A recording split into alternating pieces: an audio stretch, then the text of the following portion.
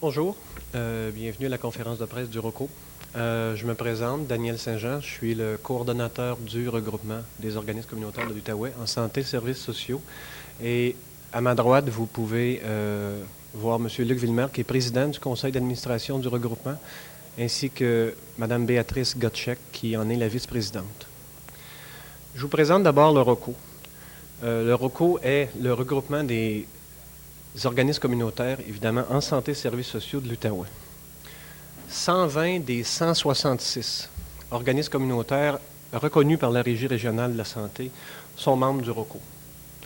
Ces organismes ont, dans la foulée de la régionalisation du ministère de la Santé et des Services sociaux en 1995, créé ce regroupement d'organismes communautaires.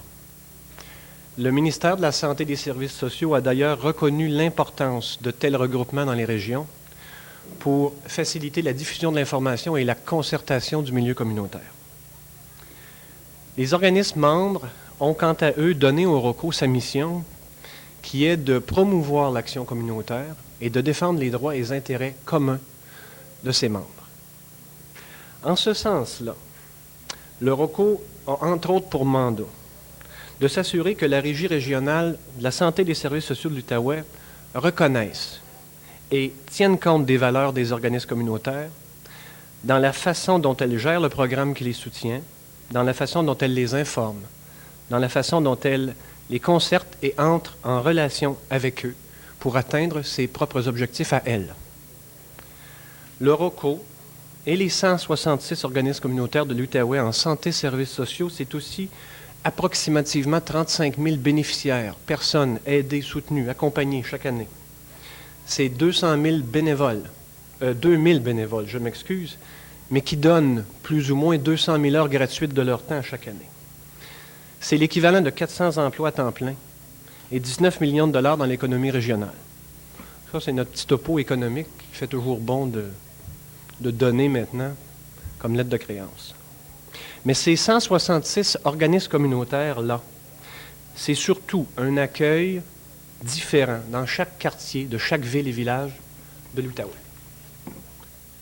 Ces organismes sont une douzaine à favoriser l'intégration sociale. Tout autant viennent en aide aux personnes aux prises avec une déficience intellectuelle. 30 autres existent pour l'enfance et la famille. Une vingtaine viennent en aide aux femmes, principalement des maisons pour femmes violentées.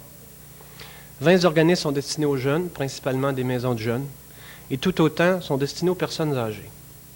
Une dizaine d'organismes interviennent dans le domaine de la santé physique, 4 œuvrent en toxicomanie.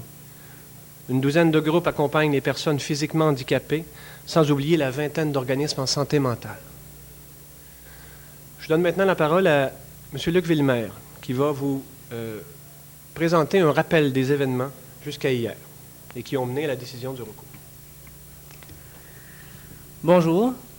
Alors, voici, nous avons une régie régionale qui effectue chaque année un processus budgétaire pour affecter 300 millions de dollars, c'est là où nous sommes rendus, pour l'ensemble des besoins en santé et services sociaux pour la région de l'Outaouais. De ce 300 millions de dollars-là, il y a un peu plus de 14 millions de dollars qui sont affectés à un programme qui s'appelle « Soutien aux organismes communautaires ». Et c'est ce 14 millions de dollars qui a financé 159, pas 159, mais 159 organismes ont fait l'objet de la décision du dernier processus budgétaire de la Régie régionale. Ce dernier processus budgétaire, qui se termine toujours au printemps, mai, début juin, fin mai, cette fois a causé énormément d'insatisfaction. Et ces insatisfactions se sont fait ressentir. Les gens ont bougé. Vous vous souvenez, on est venu, moi-même et d'autres organismes se sont présentés, ont déchiré leurs chemises, ont dit, écoutez, ça n'a pas d'allure. Les résultats que l'on a pu obtenir du travail fait par la Régie régionale. Alors, on a questionné, on en est allé au conseil d'administration de la Régie régionale et ça a soulevé des interrogations importantes jusqu'à l'intérieur de la Régie régionale, si bien qu'au mois de juin de 1999, donc en juin dernier, la Régie, le conseil d'administration a pris la décision de former un comité chargé de voir aux problèmes des organismes communautaires C'est un comité du conseil d'administration de la régie régionale qui s'est mis à fonctionner au début de l'été. Il y a eu quelques dératés, des vacances de postes, etc., ce qui fait que, bon, ça n'a pas fonctionné de façon idéale, mais ce comité a recommencé ses travaux de façon plus intensive au début d'octobre, donc dans ce mois courant, et a commencé à travailler sur un agenda et un plan de travail qui répond aux intérêts d'abord de la régie régionale, ce qui est légitime parce que c'est un comité de la régie. Ce comité-là était composé d'élus qui sont des membres du conseil d'administration de la régie régionale et de représentants de différents secteurs, dont les représentants des organismes communautaires eux-mêmes. Et siégeaient des représentants de ces organismes-là. Nous avons assisté et nous avons travaillé à l'intérieur de ce comité-là en se demandant bien ce que nous y faisions et comment on devait réussir à développer cette dynamique qui doit exister entre les organismes communautaires et la régie régionale. Et en prenant acte des travaux, de l'avancée des travaux, et en allant vers nos pairs afin de voir qu'est-ce qu'ils souhaitent. Ça, c'est une opération que nous avons faite lundi matin. Nous avons réuni 2 instances du ROCO, c'est-à-dire le comité permanent des orientations et le conseil d'administration du ROCO. Et là, on leur a demandé, écoutez, voici ce qui se passe au comité et que faisons-nous à partir de ce que nous voyons là et de l'exercice que nous sommes en train de faire. La réponse a été très claire, elle a été cinglante. Elle a dit, la réponse que les organismes nous ont donnée, c'est « sortez de là ». Ne poursuivez pas les travaux qui sont en train de se faire dans ce comité-là. Parce que vous êtes en train de cautionner des mécanismes et des contenus, par votre seule présence, qui sont au bénéfice de la régie régionale et dont on ne peut pas présumer à l'heure actuelle du bénéfice pour les organismes communautaires.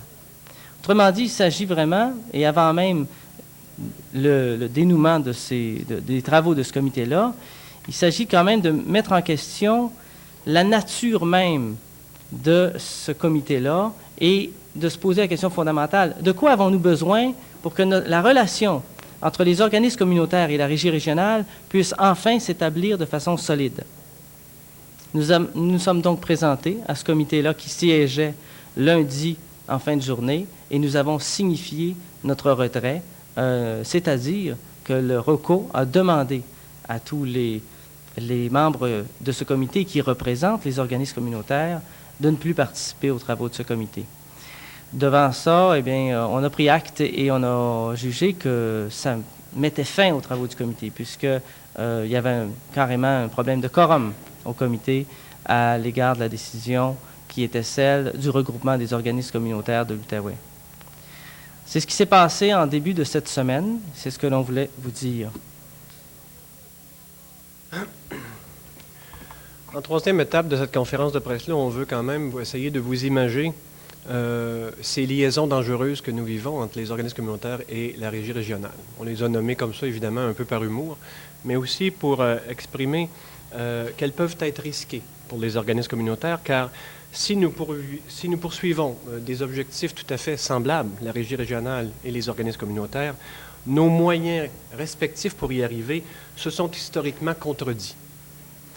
Toutefois, ce but ultime que nous poursuivons, comme citoyens et citoyennes œuvrant dans des organismes communautaires, c'est justement, et maintenant, de faire en sorte que la régie, que les organismes communautaires eux-mêmes, et surtout que les bénéficiaires des organismes communautaires puissent, en Outaouais, trouver une place adéquate dans leur rapport avec un État qui ne peut pas, sans conséquences graves à court, moyen ou long terme, se déresponsabiliser indéfiniment des gens les plus vulnérables de la société.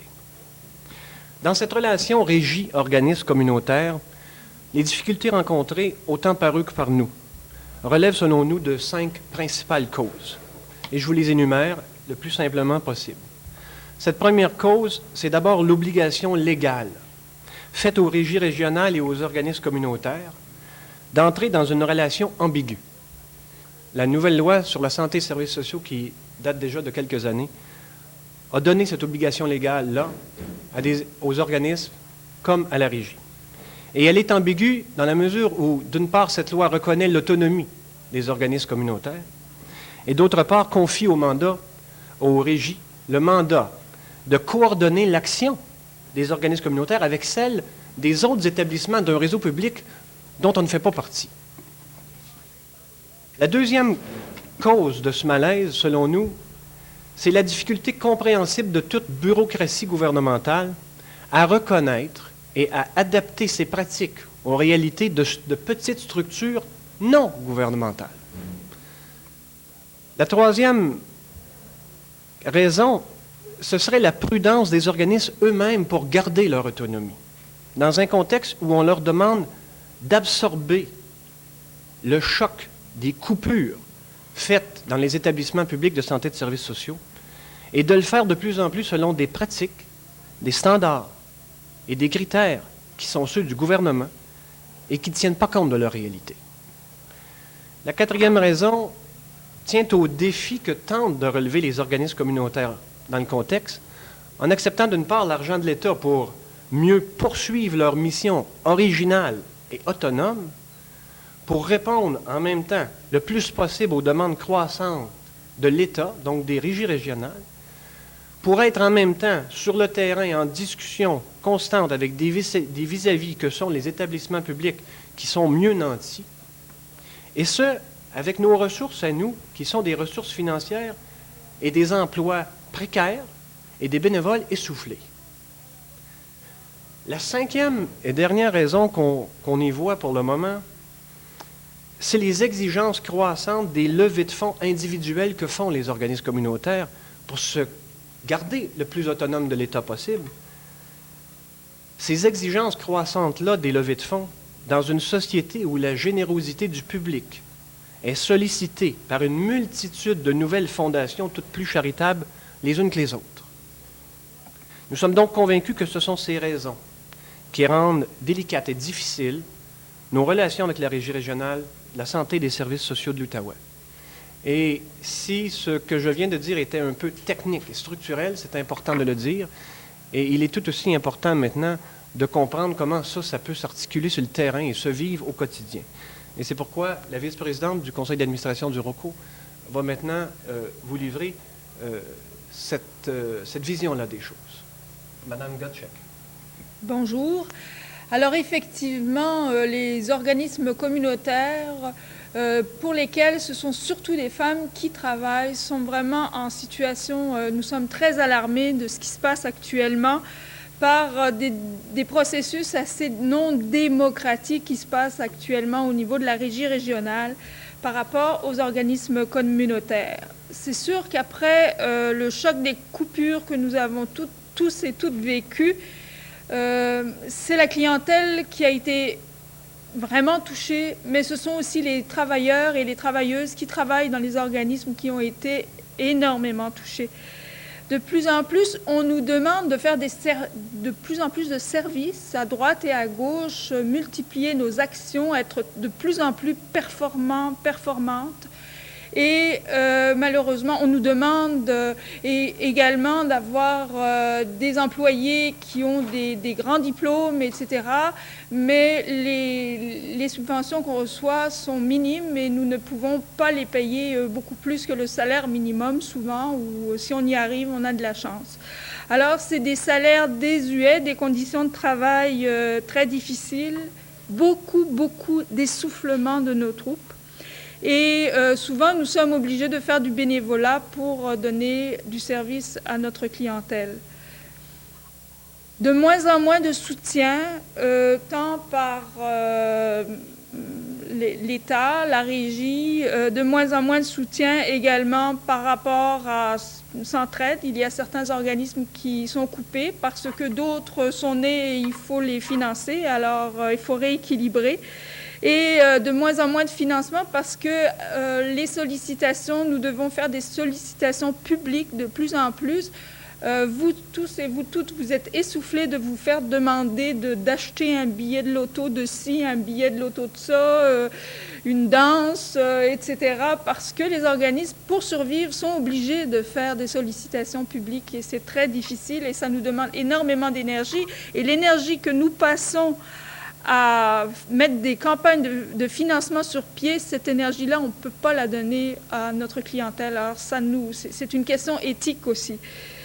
Donc, l'État se désengage et puis nous voulons avoir le pouvoir de négocier avec la régie.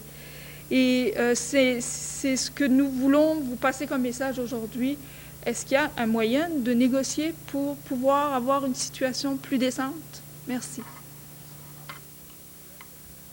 Je cède maintenant la parole au président du ROCO, Luc Villemer, qui entame cette 4e et avant-dernier segment de la conférence de presse et qu'on a choisi de nommer vers de nouvelles relations. Oui, parce qu'il fallait aller jusqu'au bout d'un geste. Il fallait d'abord assumer une rupture que nous avons signifiée le plus fermement possible. Il fallait que l'on comprenne qu'il y a un temps pour le partenariat et il y a un temps où on doit reconnaître des divergences trop fondamentales pour que nous puissions voir les choses de la même manière. Et qu'on ne peut pas toujours jouer ou se faire croire que l'on est dans un rôle gagnant-gagnant. Si c'est possible, c'est tant mieux. Mais parfois, il faut savoir reconnaître les limites de la possibilité de chanter la même chanson en chœur. Le vécu des organismes communautaires sur le terrain ne peut pas être perceptible et ressenti de la même manière quand on loge au conseil, quand on est dans l'établissement de la régie régionale. Il y a une donne qui ne sera jamais prise en compte. Là, moi, ça me paraît évident. Mais une fois ceci dit, nous savons qu'un rétablissement des relations demeure incontournable. Donc moi, en tant que président du ROCO, et autant qu'on puisse avoir une structure de représentation qui soit légitime, je tends la main et je lance l'invitation au président de la régie régionale. C'est maintenant le temps que le président directement de la régie régionale s'implique dans ce dossier-là, parce que le dossier des organismes communautaires est passé par toutes sortes d'ailes qui sont de différents niveaux, mais le président n'y a jamais été. Alors je crois qu'on a un chemin à faire de président à président et de haute sphère, de façon à ce qu'on puisse uniquement s'entendre sur un mécanisme qui va permettre à la régie régionale et aux organismes communautaires de se parler face à face, dans un esprit d'égal à égal, plutôt qu'intégrer dans un mécanisme qui n'appartiendrait seul qu'à la régie ou seul qu'au regroupement des organismes communautaires. Ce mécanisme-là, il doit prendre donc une représentation de la régie, une représentation des organismes communautaires, et cette représentation-là, elle doit passer par le regroupement des organismes communautaires de l'Outaouais en santé et services sociaux. Voilà, mon invitation est faite. Avant d'aborder la période des questions, je veux simplement remercier les gens qui se sont déplacés et aussi ceux et celles que je ne vois pas, mais qui, j'imagine, sont là par les ondes. Principalement les gens du milieu communautaire, bien sûr, mais aussi ceux de la régie, à qui on s'adresse aussi ce matin. Et je pense qu'on doit dépersonnaliser le débat. On ne s'attaque pas à des gens qui font leur travail au quotidien, tant dans les organismes qu'à la régie. Et je pense que entre grandes personnes, on sera capable de s'entendre. Alors, merci à tous ces gens-là. Et je cède maintenant la parole à ceux qui auraient des questions. Je vous invite à aller au micro, ce sera plus simple pour nous de vous entendre. Et je dirigerai cette période de questions-là. Nous avons mis à l'arrière l'essentiel des paroles qu'on a prononcées ce matin, ceux qui ne les ont pas vues. Oui, monsieur. Est-ce qu'en somme, vous retirez de la table parce que vous avez l'impression qu'on vous dicte quoi faire et que c'est ça le problème, finalement? Bien, comme on l'a dit, puis on va peut-être être plus précis maintenant, la régie régionale a un mandat légal qui lui est donné par la loi et elle doit y répondre et ses employés doivent répondre à cette tâche-là, tout simplement. Donc, quand on s'assoit avec elle, à titre de représentant élu d'organismes communautaires au CA de la régie, dans la vision de la régie et du gouvernement, nous devenons d'abord des membres du CA de la régie et nous devons d'abord défendre les intérêts supérieurs de la régie régionale et notre loyauté première doit aller là. Je pense que c'est légitime, mais dans ce cas-là, ce n'est certainement pas le bon forum pour défendre le point de vue des organismes communautaires. Quels sont les principaux organismes communautaires qui sont touchés là, par une espèce de manque de dialogue entre la régie et le ROCO? Écoutez, il n'y a pas de principaux organismes communautaires touchés. Quand on fait une décision administrative ou de gestion qui concerne l'ensemble des organismes communautaires, on touche l'ensemble des organismes communautaires dans leur vécu. Et parfois, si ça peut avoir plus d'incidence sur certains que sur d'autres, la prochaine décision va toucher différents organismes communautaires. Et là, on parle de multiples décisions prises sur une période de 5 ans. Alors, tous les organismes sont touchés par ça, et je n'en vois pas en particulier plus que d'autres. C'est quoi l'impact, là? C'est ça, c'est parce que c'est rhétorique un peu, là, ce que vous racontez. L'impact, le quotidien que peuvent vivre autant les travailleurs que les personnes qui sont touchées par ça. Je dirais que la rhétorique, elle a des impacts quotidiens.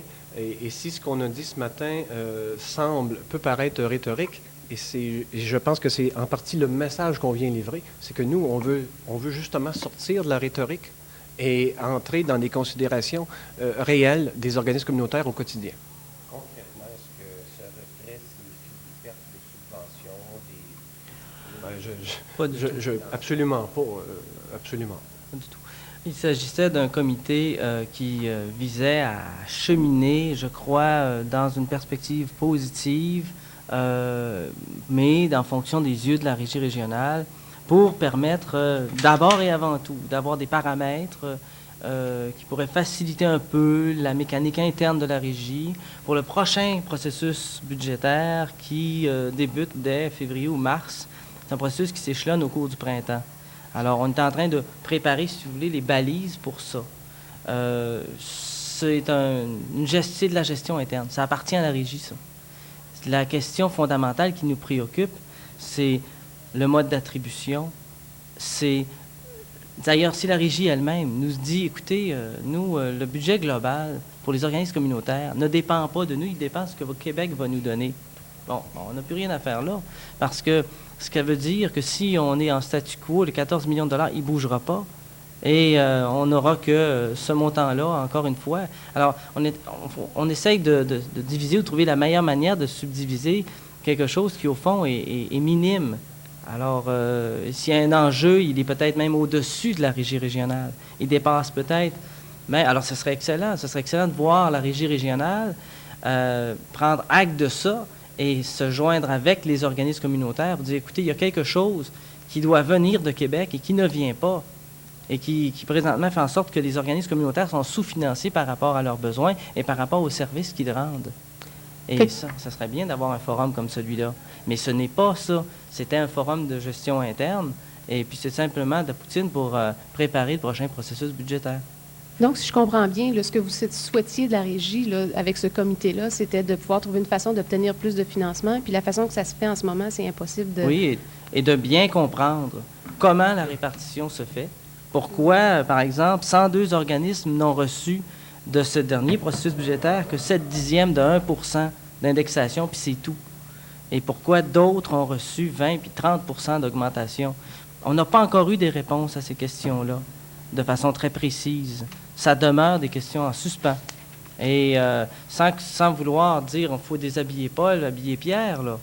Il faut tout simplement comprendre ces mécanismes-là et établir une structure de partenariat. Et le comité des organismes communautaires, qui était de bonne foi créé par le conseil d'administration de la régie, n'était pas un comité de partenariat. Et vous pensez qu'en vous retirant, vous allez avoir plus de réponses à vos questions? Il faut d'abord faire comprendre ça à la régie. Votre mécanisme n'est pas le bon. Ensuite, il faut aussi que de part et d'autre, on se reconnaisse. On doit cohabiter ensemble. Les organismes communautaires et la régie doivent donc avoir un mécanisme de partenariat. Donc, et de négociation aussi. Oui, c'est le prochain step. C'est quoi que vous attendez exactement de la régie? Là, vous voulez reprendre les négociations avec elle? Vous voulez... Il n'y a pas de négociation, c'est ça le Il n'y a problème. jamais eu de négociation. C'est ça le problème. OK? Parce qu'on ne nous reconnaît pas comme une partie extérieure à la structure gouvernementale, mais comme faisant partie d'eux, ce qui est historiquement faux. OK? Donc, d'abord, il faut reconnaître qu'il y a deux parties. C'est la première des choses, sinon on ne pourra jamais avoir une discussion qui est saine. OK? Et une fois que cette reconnaissance-là, que nous sommes deux parties égales, sera reconnue, bien là, nous pourrons commencer à résoudre des problèmes qui répondront aux besoins des deux parties et non pas aux besoins d'une partie aux dépens de l'autre. Combien verse la régie au ROCO? Pardon? Combien verse la régie à l'ensemble des groupes communautaires? Alors, annuellement, actuellement, cette année, 14,9 millions de dollars selon leurs plus récents chiffres.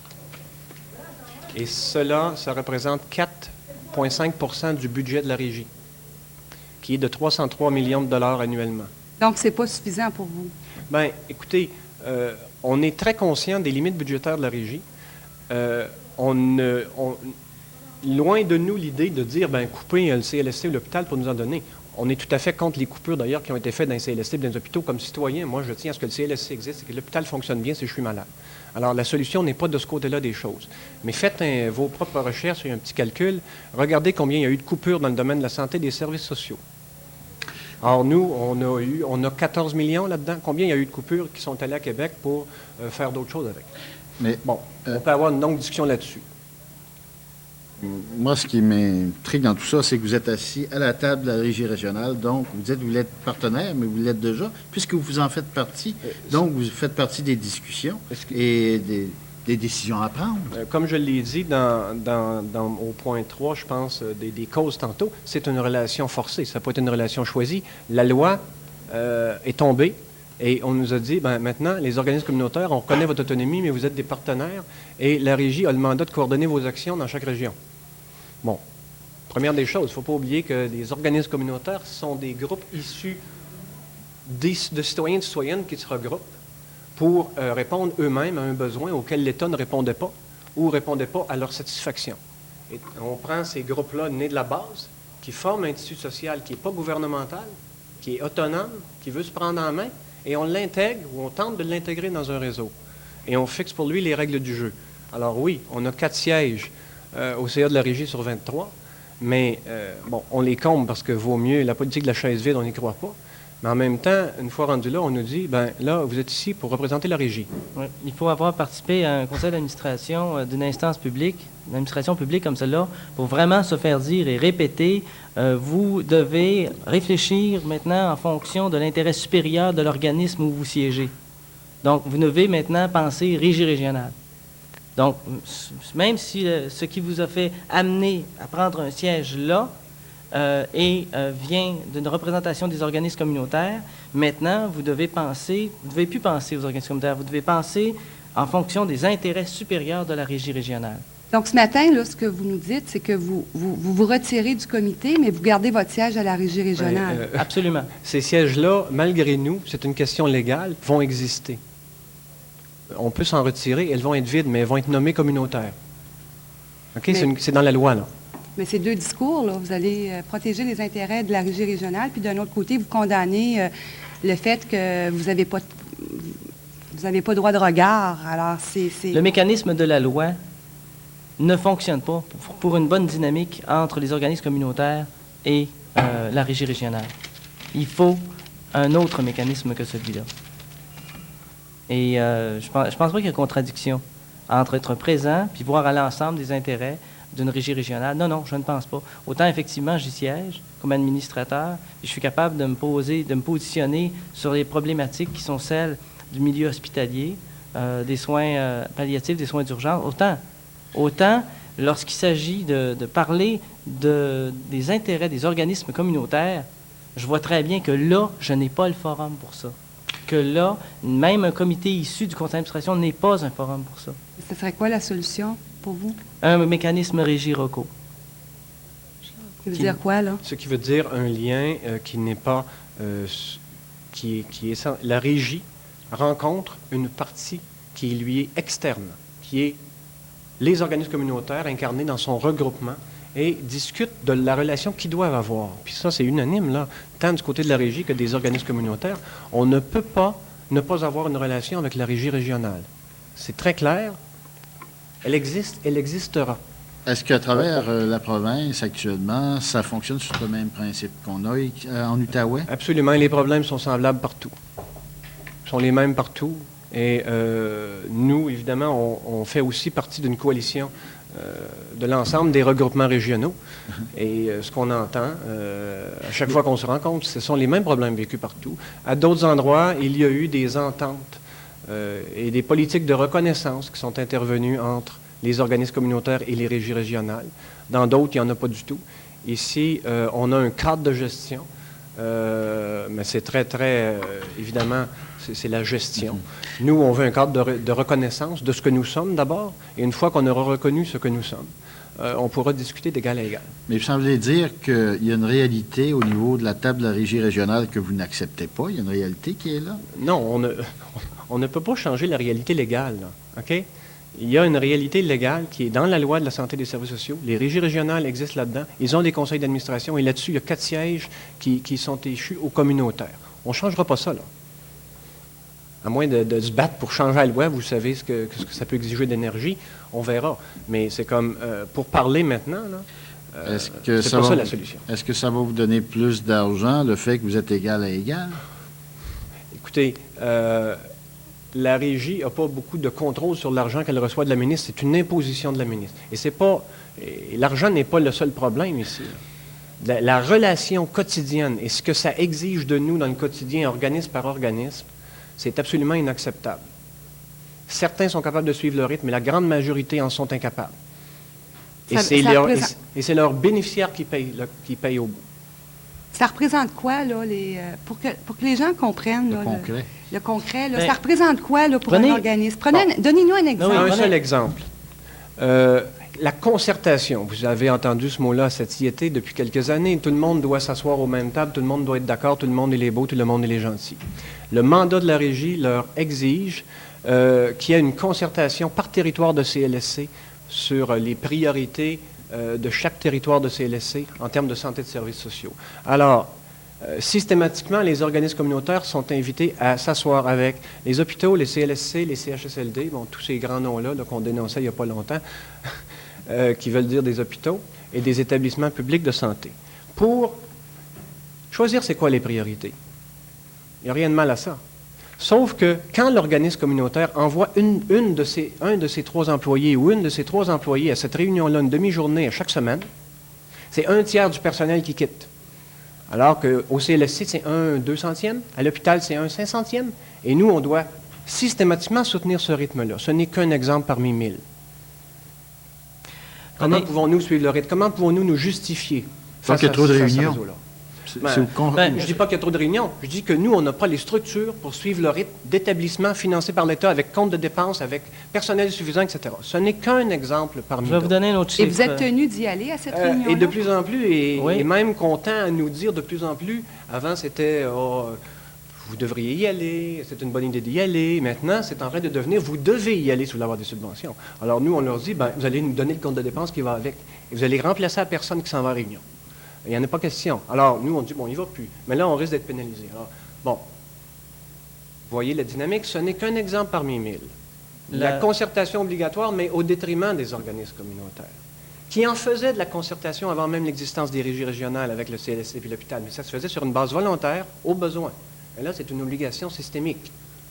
Mais là, en vous retirant de ce comité, est-ce que les organismes se retire de toute discussion? Ouais. Non. Mais je vous dirais qu'il y a quand même une tendance depuis quelques mois à l'essoufflement tel que, oui, il y a beaucoup de personnes qui se sont retirées de ces lieux de discussion-là. On n'y faisait pas beaucoup de gains d'après les réponses qu'on reçoit actuellement de nos membres. Les gains étaient toujours du même bord. Alors, bon, c'est des gains d'influence aussi.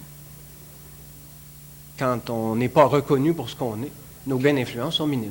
Donc, en dénonçant, vous pensez que ces gens-là ne seront pas pénalisés? On craint d'être pénalisés, on craint de ne pas avoir de subvention. Donc, si tout le monde se donne la main puis le dénonce, à un moment donné, la régie régionale va comprendre, non? Écoutez, nous, là, on ne veut pas, on ne déclare pas la guerre à la régie régionale. On lui dit, dans les conditions actuelles, parler avec toi serait dangereux pour nous. C'est ce qu'on estime dans notre analyse, et on est des gens aussi intelligents qu'eux. On estime qu'il y a un danger, qu'il y a plus de danger à être en discussion qu'à ne pas y être actuellement. Maintenant, si on s'entend sur une façon de se rencontrer qui est respectueuse de ce que nous sommes et de ce qu'ils sont, Et là, on pourra se parler, peut-être, parce que moi, je pense qu'on a un gros problème de communication à la base. Je ne pense pas qu'il y a de la mauvaise foi systématique du côté de la régie régionale. Je pense que c'est une bureaucratie qui, entre son CA, son ministre, ses employés, a une difficulté à avaler cette réalité-là qu'on lui a imposée dans une loi. Et ça, c'est sa difficulté à elle, mais c'est nous qui en subissons les conséquences, puisque nous n'avons pas le gros bout du manche là-dedans. Hein? Et là, on veut avoir notre bout du manche. On ne veut pas avoir le bout du manche du CHVO. On ne prétend pas être un établissement. Mais on veut être reconnu pour ce qu'on est. On est 166 organismes. Avez-vous une idée de ce que ça veut dire? Une présence qui représente le tissu social de l'Outaouais dans chaque ville et village, qui à chaque jour ouvre sa porte à des gens démunis, malades, violentés, décrochés. Avec les coupures qu'il y a eu, on nous demande de remplacer l'État là où elle a décidé de ne plus se responsabiliser. Et en plus, on nous donne des pinottes pour le faire. Mais quelle sorte de société on a là? Est-ce que c'est la société qu'on veut? Le gouvernement a sauvé combien de millions et de milliards de dollars en coupant des jobs dans le réseau public pour nous les envoyer à nous faire du cheap labor? Peut-être qu'il y a moyen que ce soit mieux. Nous, on ne dit pas à l'État, donnez-nous l'équivalent de ce que vous donnez au CLSC ou à l'hôpital. Ce serait contre nature que de le faire. Mais là, écoutez, les burn-out, le roulement de personnel systématique, là, vous avez une idée de ce que ça produit sur une période de 3-4 ans, quand tu changes de permanent à chaque année, quand ton conseil d'administration change à chaque année parce qu'il est essoufflé. Rendez-vous compte là, de la perte de continuité qui risque d'arriver? Or, c'est le tissu social dont on parle de l'Outaouais, là. Est-ce que vous craignez même que ça pourrait aller jusqu'à des organismes tout simplement décident d'abandonner, fermer les portes? Pour certains, oui, mais il y a une ironie dans tout ça, c'est que jamais l'État n'a autant compté sur nous. D'autre part, elle ne se rend pas compte, je crois, peut-être qu'il y en a qui s'en rendent compte puis ça ne les dérange pas, ça ne les empêche pas de dormir, mais peut-être qu'elle se dit simplement qu'elle va finir par nous avaler et que là, pour des pinottes, elle nous contrôlera aussi. Alors nous, on dit... Je pense que Madame a quelque chose à dire là-dessus concernant Alpha Signe, qu'il y a des organismes qui pourraient complètement disparaître avec Oui, ce qui se passe. absolument. À un moment donné, certaines situations deviennent invivables pour des organismes et il y en a qui sont obligés de fermer effectivement leurs portes. Par ailleurs, il y en a d'autres qui naissent parce qu'il y a d'autres besoins qui émergent aussi, mais c'est toujours avec des situations de travail très, très difficiles, très essoufflantes. Je pense que Daniel l'a très bien dit. À un moment donné, le roulement dans le personnel est très, très rapide parce qu'au salaire qu'on peut leur donner, ils préfèrent aller travailler à des endroits où ils sont mieux rémunérés. Et il faut toujours qu'on leur donne de la formation, qu'on les remette sur le piton, puis qu'on garde l'énergie dans le groupe, ce qui est difficile. Et le problème, c'est qu'effectivement, beaucoup d'organismes, on est sollicités pour être sur des tables de concertation. Je peux en parler parce qu'à un moment donné, j'ai décidé de ne plus y aller parce que c'était mon organisme qui en souffrait. Alors, et puis je parle pour toutes les autres personnes qui sont dans cette situation. C'est dommage parce que effectivement, c'est la clientèle d'abord qui en souffre. Et puis, nous voulons quand même, nous sommes des personnes humaines et nous aimerions être aussi respectés pour notre travail. Et comme j'ai dit tantôt, ce sont surtout des femmes qui travaillent dans les organismes communautaires. Alors, on parle d'équité, mais dans notre dossier, on peut plutôt en pleurer qu'en sourire.